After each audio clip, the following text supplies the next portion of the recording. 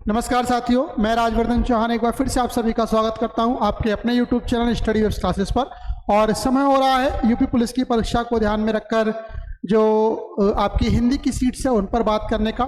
तो आज के सेशन की शुरुआत करेंगे जो हमें वो कहावतों से करेंगे। कल के सेशन में हमने बात की थी लोकोक्तियों के बारे में और रस के बारे में। तो आज जो हमारी वीडियो है वो आपके किस पर आधारित है? कहावतों पर आधारित है, यानी कि आम भाषा में बोली जाने वाली ऐसी बातें जिनका कोई ना कोई अर्थ होता है, या कहें जो मुहावरे या लोकोक्तियों की तरह ही प्रयोग की जाती हैं, उन्हीं के बारे में यानी कि कहावतों के बारे में आज हम बात करेंगे।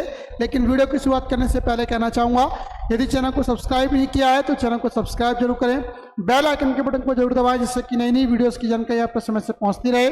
यदि आप इस वीडियो को पसंद करते हैं तो ज़्यादा से ज़्यादा शेयर करिएगा, जिससे कि ज़्यादा से ज़्यादा लोग इसका फ़ायदा उठा सकें। तो शुरुआत करते हैं आज के सेशन की। और पहला क्वेश्चन जो आप सभी के लिए रहा वो ये है, लिखा हुआ है नई नाइन बांस का नहन्ना।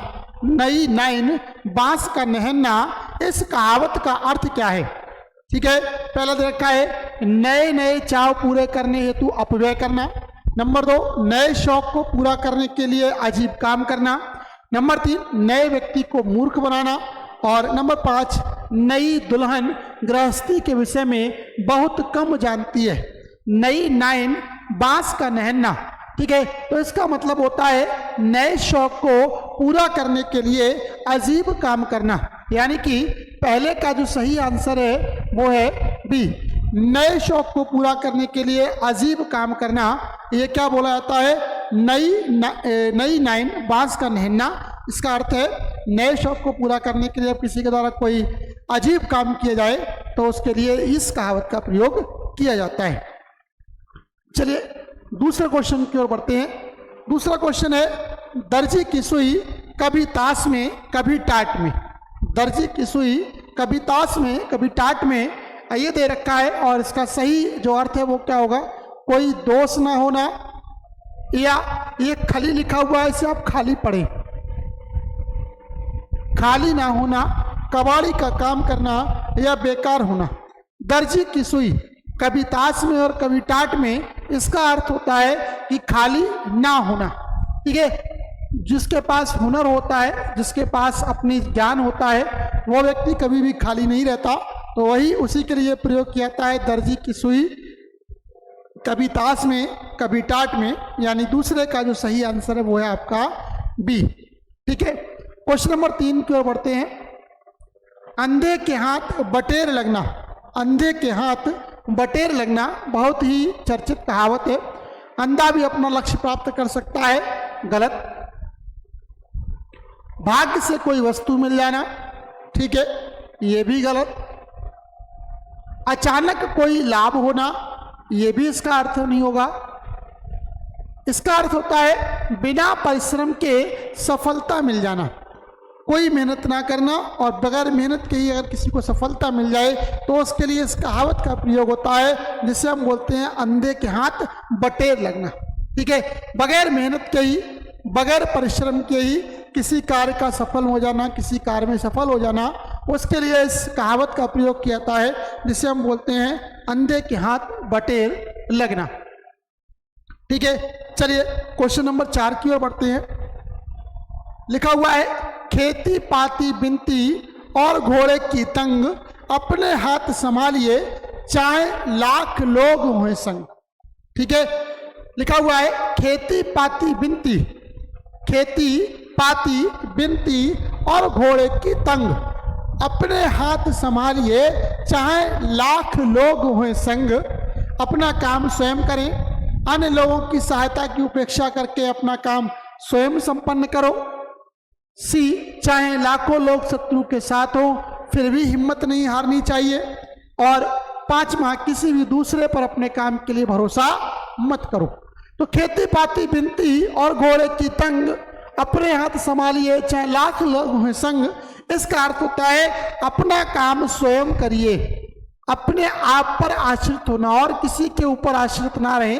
अपना काम स्वयं के द्वारा ही किया जा सकता है। जो काम आप स्वयं इतनी कुशलता के साथ कर सकते हैं, चाहे उसके लिए आपके साथ लाख लोग ही क्यों ना हो, वो भी उतनी सफलता के साथ नहीं कर सकते, कुशलता के साथ नहीं कर सकते जितना आप स्वयं कर सकते हैं। तो उसी के लिए इस मुहावरे का या इस कहावत का प्रयोग किया जाता है, खेती पाती बिनती हो घोड़े की तंग, अपने हाथ संभालिए चाहे लाख लोग हों संग।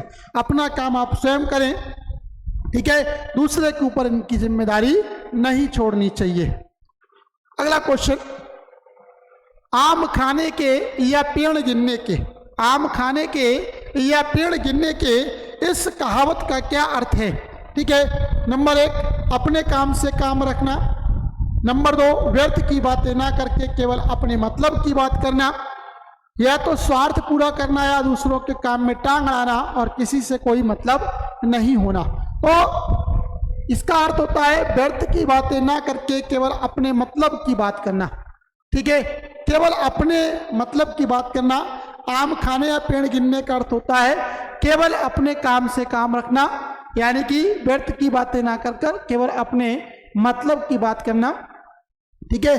और इसी के साथ दूसरा होता है, आपने पढ़ा होगा आम खाना है या गुठलियां गिनना है, यानी कि आपको अपने काम से काम रखना है। उसमें दूसरा वाला जो मुहावरा है ये भी इसके साथ लग सकता है, लेकिन ऑप्शन पर डिपेंड करता है। अगर ये दे रखा है कि व्यर्थ की बातें ना करके अपने काम से अपने मतलब की बात करना, तो इसका जो सही अर्थ यही माना जाएगा। तो इसका जो 5वें का सही आंसर है वो है आपका बी। क्वेश्चन नंबर 6 की ओर बढ़ते हैं। 6 क्या कहता है? आंख का अंधा गांठ का पूरा, आंख का अंधा और गांठ का पूरा, जो अपना हित अनहित ना समझ सके, मूर्ख किंतु धनी, बिना विचारे धन खर्च करने वाला और एकदम मूर्ख। आंख का अंधा गांठ का पूरा, इसका मतलब होता है बिना विचारे धन खर्च करने वाला, जो बगैर किसी विचार पूर्वक धन को खर्च करता है, उसके लिए इस लोकोक्ति या कहे इस जो कहावत है उसका प्रचलन किया जाता है कि बिना विचारे धन खर्च करने वाले को आंख का अंधा लेकिन गांठ का पूरा कहते हैं, ठीक है। तो इसके लिए जो सही आंसर होगा 6 का आपका सी, आंख का अंधा गांठ का पूरा, बिना विचारे धन खर्च करने वाला। 6 का सी आंसर दे रखा है डिस्क्रिप्शन में। क्वेश्चन नंबर 7, खोदा पहाड़ निकली चुईया, खोदा पहाड़ निकली चुईया, यानी कि अत्यधिक परिश्रम करने के पश्चात भी बहुत ही कम मात्रा में उसका फल मिलना या बहुत कम सफलता मिलना, वही है पहाड़ों में भी जीवन है, गलत। कमजोर व्यक्ति भी महान कार्य कर सकता है, गलत। किसी बात का झूठा प्रचार, गलत। और अधिक परिश्रम किंतु लाभ कम, अधिक परिश्रम किंतु लाभ कम, ये इस मुहावरे का या इस कहावत का सही अर्थ होगा खोदा पहाड़ निकली चुईया।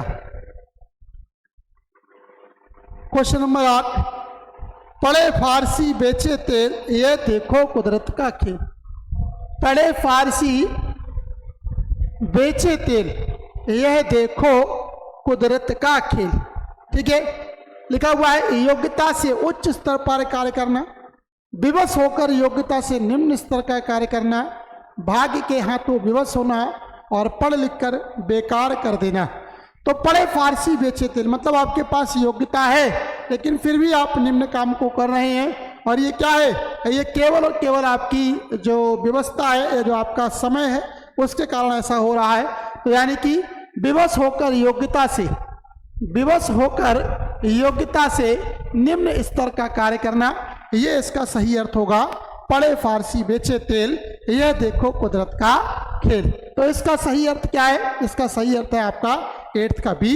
तो 8th का बी आंसर सही है। क्वेश्चन नंबर 9 की ओर बढ़ते हैं।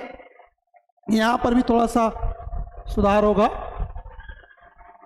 हाथी के दांत खाने के और दिखाने के और, हाथी के दांत खाने के और दिखने के और, ठीक है। यह दिखाने के और हम आम बोलचाल की भाषा में दिखाना के बोलते हैं, लेकिन हाथी के दांत खाने के और दिखने के और, इसका मतलब क्या है? कपटपूर्ण व्यवहार होना, दो कर्मों के लिए अलग अलग साधन होना, कहना कुछ और करना कुछ जो अनपेक्षित है। तो हाथी के दांत खाने के और दिखाने के और, इसका मतलब होता है कहा कुछ जाए लेकिन करा कुछ जाए, कहना कुछ और करना कुछ। यानी कि 9th का सी आंसर यहाँ पर बिल्कुल सही है। हाथी के दांत खाने के और दिखाने के और। 9th का सही आंसर आपका सी। क्वेश्चन नंबर 10 की ओर बढ़ते हैं। सांच को आँच नहीं, सांच को आँच नहीं, यानी कि जो सच्चा होता है, जो सत्य बोलता है, उसे किसी से डरने की आवश्यकता नहीं है। सत्य कभी भी पराजित नहीं हो सकता है। सच्चे को डरने की आवश्यकता नहीं, ठीक है। सच्ची बात को कोई झुठला नहीं सकता। सच्चा व्यक्ति सदा समर्थ होता है और सच्चे व्यक्ति को कोई झूठ सिद्ध नहीं कर सकता। तो सबसे उनमें जो सटीक है वो है सच को डरने की आवश्यकता नहीं है। सांच को आँच नहीं, यानी कि सच को डरने की आवश्यकता नहीं है, यानी कि इसका सही आंसर 10th का ए जाएगा। सांच को आँच नहीं, यानी कि सच्चे को डरने की आवश्यकता नहीं है। क्वेश्चन नंबर 11, हाथी निकल गया लेकिन दुम रह गई। ये कल भी था। हाथी निकल गया लेकिन दुम रह गई, मतलब सारा बड़ा काम तो हो गया लेकिन छोटा सा काम अंतिम समय जब आया है वो रह गया है, ठीक है। तो वही इसका अर्थ है। मौका हाथ से निकल जाना नहीं, सारा काम हो जाना, बस थोड़ा सा शेष रह जाना। अपने प्रयोजन में असफल रहना। और डी है, काम का कठिन हिस्सा पूरा हो गया, आसान भाग रह गया, ठीक है। तो आसान नहीं, बस थोड़ा सा।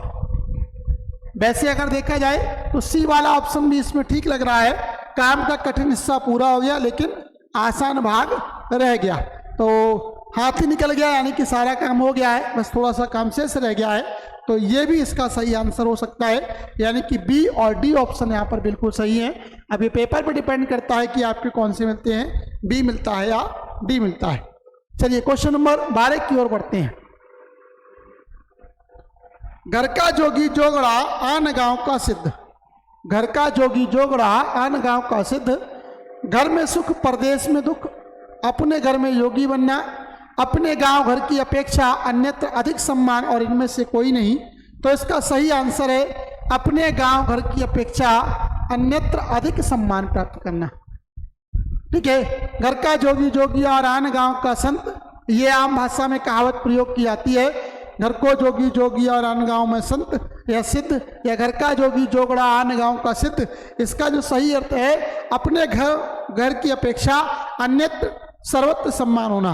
देखिएगा, अगर आप विद्वान हैं, ठीक है, आपके पास ज्ञान है, वर्तमान समय की जो अगर देखें दशा क्या है कि यदि आपके पास ज्ञान है लेकिन आपके पास अर्जन की क्षमता नहीं है, आप अर्जन नहीं करते, तो आपके ऊपर ये कहावत बिल्कुल ठीक बैठती है कि घर का जोगी जोगी और आन गांव का संत या आन गांव का सिद्ध। आपका अपने घर में ही सम्मान नहीं होगा, लेकिन और लोग जो आपके ज्ञान को जानते हैं वो सभी आपका सम्मान करेंगे। तो घर का जोगी जोगड़ा आन गांव का संत या सिद्ध, इसका सही अर्थ है आपका 12th का आंसर सी। तो यहां पर सी आंसर बिल्कुल सही है। भागते भूत की लंगोटी भली है। क्वेश्चन नंबर 13, भागते भूत की लंगोटी भली है। इस कहावत का अर्थ क्या है? जो मिल गया वही बहुत है, नष्ट होते सामान को जितना बचा लिया जाए वही बहुत है, चोर को चाहे जैसे भी पकड़ो वह सही है, कंजूस व्यक्ति जितना व्यय कर दे वही अधिक है। तो भागते भूत की लंगोटी बहुत है, यानी कि जो मिल गया वही बहुत है। कुछ भी ना मिलने की तुलना में बहुत अल्प भी यदि आपको मिल जा रहा है तो उसके लिए इस कहावत का प्रयोग किया जाता है, भागते भूत की लंगोटी ही काफी है, यानी कि ज्यादा की तुलना में जो मिल जाए उसी से संतुष्ट कर लेना, संतोष प्राप्त कर लेना, वो इस मुहावरे का अर्थ होता है। क्वेश्चन नंबर 14 की ओर बढ़ते हैं। क्वेश्चन नंबर 14 क्या कहता है? अंत भले का भला। अंत भले का भला, इसका अर्थ क्या होगा? अंत भले का भला, भला व्यक्ति सरल मृत्यु पाता है, गलत है, तो मृत्यु की बात नहीं हो रही। अच्छे कार्य का परिणाम भी अच्छा होता है, ये बात बिल्कुल सही है। भले व्यक्ति के सब कार्य सार्थक होते हैं, ये गलत है। जिस कार्य का अंत अच्छा हो वही अच्छा है, ये भी गलत है। यानी कि 14 का बी आंसर बिल्कुल सही है कि अच्छे कार्य का परिणाम भी सदैव अच्छा ही होता है। अच्छे कार्य का परिणाम भी सदैव अच्छा ही होता है, इसीलिए अंत भले का भला जो है इस कहावत को प्रयोग किया जाता है, यानी 14 का बी। अगला है 15 प्रभुता पाई काहि मद नाही। मतलब ऐसा कौन है जिसको धन सम्मान ऐसे मिल जाए, प्रभु की कृपा प्राप्त हो जाए, लेकिन उसको अहंकार ना हो। यानी कि संसार में सभी जो लोग हैं वो धन मिलने पर कैसे हो जाते हैं, मदांध, यानी कि धन से अंधे हो जाते हैं, अहंकार से ग्रसित हो जाते हैं। वही इसका जो है यहाँ पर बतलाया गया है। प्रभुता पाई काहि मद नाही, अधिकार मनुष्य को घमंडी बना देता है, घमंड मनुष्य को बर्बाद कर देता है। राजा होने पर घमंडी होना स्वाभाविक है, धन वैभव प्राप्त होने पर मनुष्य में घमंड आ ही जाता है। ठीक है, तो इसका सही आंसर यही है कि धन वैभव प्राप्त होने पर, धन वैभव प्राप्त होने पर मनुष्य में घमंड आ ही जाता है या आ जाता है। ऊपर के तीनों ऑप्शन कि अधिकार मनुष्य को घमंडी बना देता है, गलत। घमंड मनुष्य को बर्बाद कर देता है, गलत।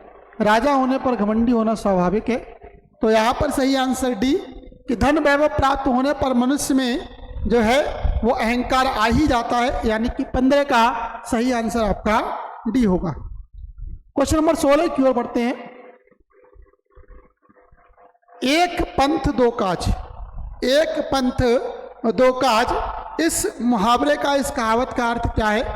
एक पंथ दो काज, बहुत लाभ उठाना नहीं, अलग अलग मार्ग पर चलना बिल्कुल नहीं, लोभी होना ये भी गलत, एक काम से दोहरा लाभ, बिल्कुल सही बात। एक पंथ और दो लाभ, मतलब आपने कोई एक कार्य किया और उस एक कार्य को करने से आपका दूसरा कार्य भी स्वतः जो है उससे हल हो जाए, दूसरे समस्या का भी समाधान हो जाए, उसी को बोलते हैं एक पंथ दो काज या एक तीर से दो निशाने।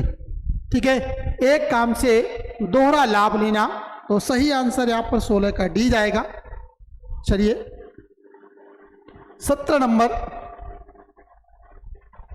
हाथ कंगन को आरसी क्या और पढ़े लिखे को फारसी क्या। ये एक पूरा कहावत है, हाथ कंगन को आरसी क्या और पढ़े लिखे को फारसी क्या। यानी कि जो सामने है उसके लिए किसी भी प्रमाण की आवश्यकता नहीं होती, यानी प्रत्यक्ष को किसी भी प्रमाण की आवश्यकता नहीं है। जो सुंदर हो उसे परखने की जरूरत नहीं, गलत। प्रत्यक्ष को प्रमाण की आवश्यकता नहीं। ठीक है, जिस स्त्री को हाथ के कंगन मिल जाए उसे और क्या चाहिए, ये भी गलत। और इनमें से कोई नहीं, ये भी गलत। यानी कि 17 का सही आंसर भी कि प्रत्यक्ष को किसी भी प्रमाण की आवश्यकता नहीं होती। पूरी कहावत है, हाथ कंगन को आरसी क्या और पढ़े लिखे को फारसी क्या। क्वेश्चन नंबर 18, अपनी करनी पार उतरनी, कर्म का फल अवश्य मिलता है, बुरे कार्य करना, साधुता दिखाना, किसी के साथ अच्छा व्यवहार ना करना। अपनी करनी पार उतरनी, यानी जो आपने आप कर्म किया है उसका फल आपको मिलना ही मिलना है, यानी कि अपने कर्म का फल आपको अवश्य मिलता है। 18 का ए आंसर बिल्कुल यहाँ पर सही है। बुरे कार्य करना, साधुता दिखाना, किसी के साथ अच्छा व्यवहार ना करना, ये सभी यहाँ पर विकल्प कैसे है, गलत है। यानी कि 18 का सही आंसर आपका ए है। क्वेश्चन नंबर 19 की ओर बढ़ते हैं। दुविधा में दोनों गए माया मिली न राम, दुविधा में दोनों गए माया मिली न राम। अनिश्चय की स्थिति में व्यक्ति दोनों से हानि उठाता है। अनिश्चय की स्थिति में व्यक्ति ना ऐश्वर्य पा सकता है ना भक्ति। एक चीज के पीछे पड़कर दूसरी चीज को भी खो देना, और लास्ट धन के लालच में भक्ति भी खो दी और धन भी प्राप्त नहीं हुआ है, धन की प्राप्त हुआ। ये धन यहाँ पर आप थोड़ा सा इसमें मिस्टेक है, धन भी प्राप्त ना हुआ, ये धन के लालच में भक्ति भी खो दी और धन भी प्राप्त ना हुआ, तो ये तो गलत है। एक चीज के पीछे पड़कर दूसरी को भी खो देना, ये इसका सही आंसर है। 19 का सही आंसर। और अनिश्चय की स्थिति में व्यक्ति ना ऐश्वर्य पा सकता है ना भक्ति, ये भी गलत, ये भी गलत। यानी कि 19 का जो सही आंसर है वो है आपका सी, कि दुविधा में दोनों गए माया मिली न राम। यानी कि एक के चीज के पीछे पड़कर व्यक्ति दूसरी को भी खो देता है, तो वो उसके लिए इस कहावत का प्रयोग किया जाता है। क्वेश्चन नंबर 20, कोयला की दलाली में काले हाथ, कोयला की दलाली में काले हाथ, इसका अर्थ क्या होगा? कोयले के व्यापार में कोई लाभ नहीं, गलत।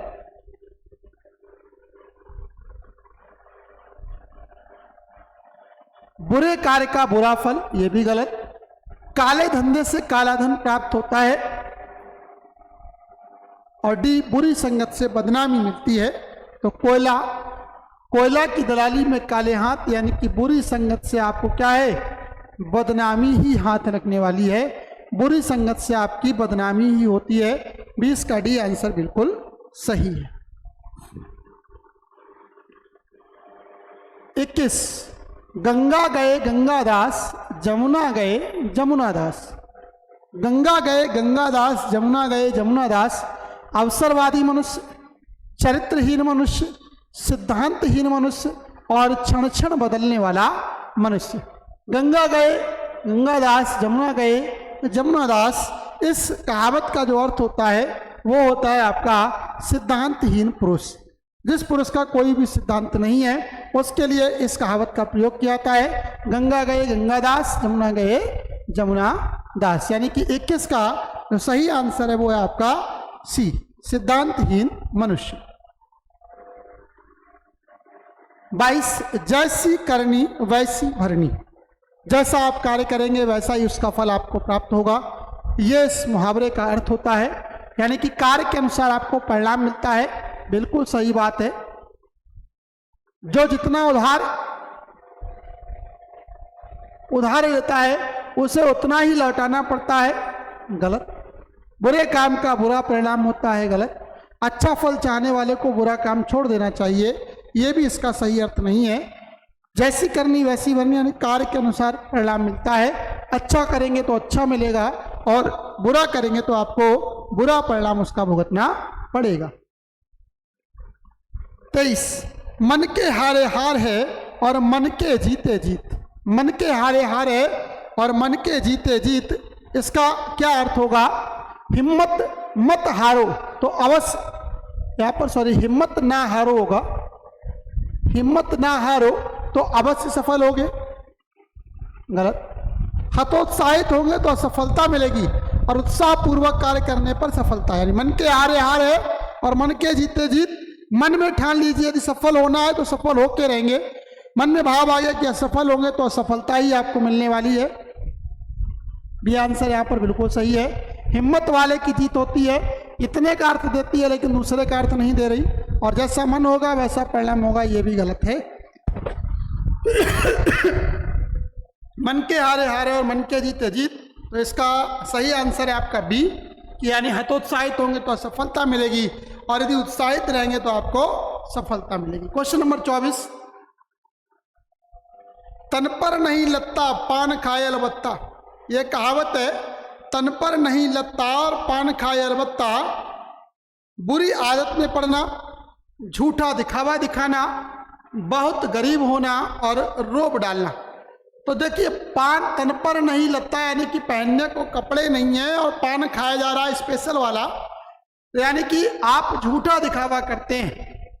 लोग जानते हैं कि आप क्या कर रहे हैं, झूठा दिखावा कर रहे हैं। आपके पास खाने को भी कुछ नहीं है लेकिन आप पान खाकर ये प्रदर्शित कर रहे हैं कि मेरे पास बहुत कुछ है, जबकि आपके वस्त्र इत्यादि कैसे हैं, फटे हुए हैं। तो तन पर नहीं है लत्ता और पान खाए अलबत्ता। 24 का सही आंसर होता है आपका बी। अंतिम क्वेश्चन 25वां क्वेश्चन, आ बैल मुझे मार।